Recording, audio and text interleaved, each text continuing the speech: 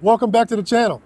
My name's Blake, and in this video we're going to talk about the infinite banking concept and the process of becoming your own banker, and why many people out there think it's really difficult to understand.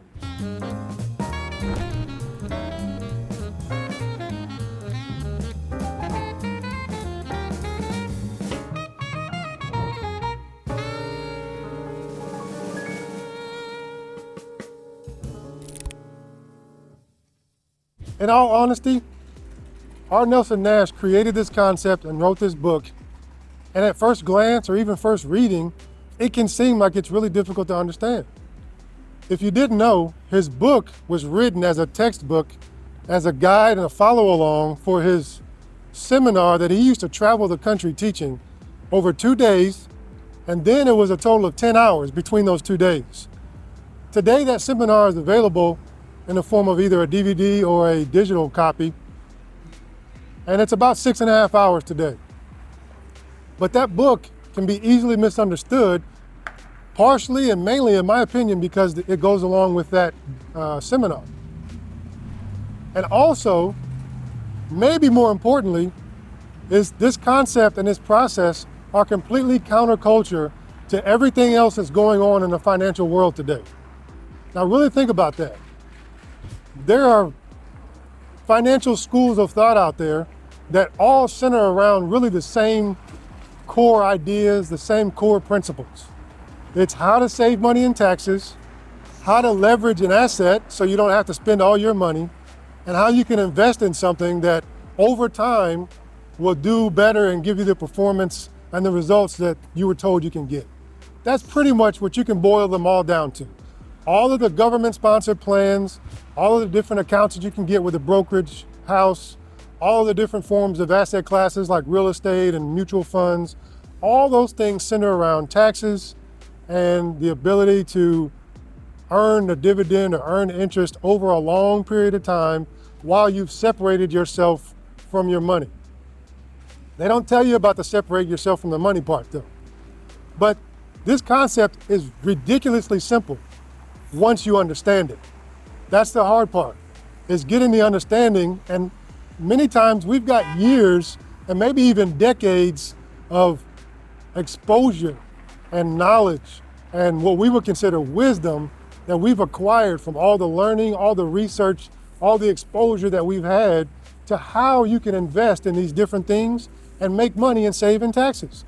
And honestly, none of those things are wrong, none of them are bad. But I'm not sure most of us understand what we're really getting ourselves into when we put our hard-earned money in any of these assets that are investments. And the definition of an investment is to introduce risk. And I don't think we understand that we're introducing risk when we put our money into any of those vehicles.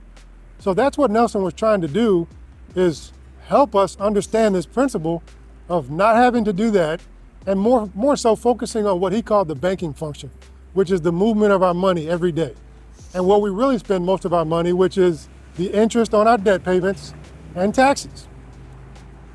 You can't get away from interest and you can't get away from taxes, because with interest, you're either earning interest or you're losing the opportunity to earn interest. And debt is debt, and you're going to pay interest on it. And taxes are taxes. The only way to get out of paying taxes is when you die, and even then, whatever you've left to family can still be exposed to a tax liability. So we never get away from interest or taxes.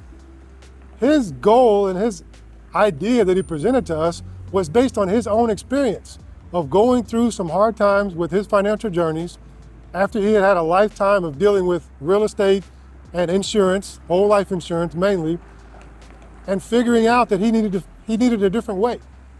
His current method wasn't working, even though all the gurus had told him about leverage and leveraging real estate, which is what he did, and he was good at it. He was some of the best. He did it the way he was supposed to do it. And yet he still came out negative. And he was such a good man that he took on his friends' debt and decided that they didn't want to pay it. I think we can learn a lot from him. I know that many times we don't want to give him credit, or we think that, there's some kind of cultish following in the infinite banking community. But I really think it's because it's so counterculture and it's so against what the prevailing thought is out there about how we should deal with our finances, and ultimately giving it to someone else to manage it, to invest it for us, and just trust them that we're going to get the result that they say we're going to get. We're seeing today that many people that thought that they were going to achieve this result for what they call retirement, in fact, not only didn't achieve that result, but unfortunately, they're going to have to work longer, and now they got to go find a job at a time where it's very difficult to find one, certainly making the kind of income that they need to continue living the life that they wanted to lead. Have you ever even thought about that?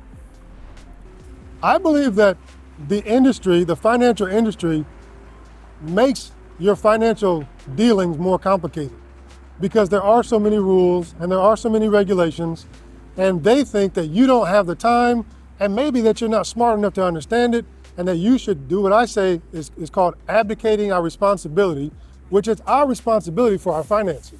We abdicate that and we give it to them because they say that they're better off dealing with it and they'll give us a better result than we can get, right? I don't believe that either.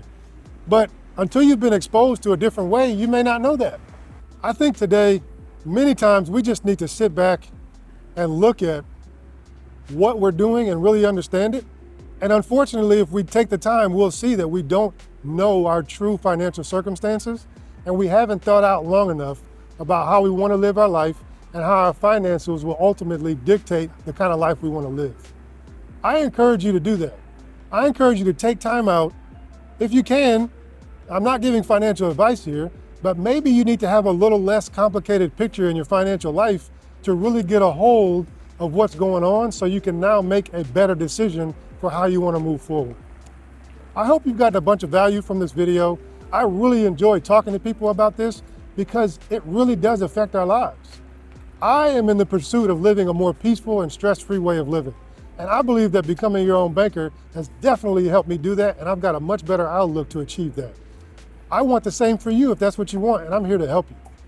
Please get involved in the comment section of this video with comments you may have or questions, and I will reach out to you and respond to those personally, and I look forward to engaging with you on a one-on-one level.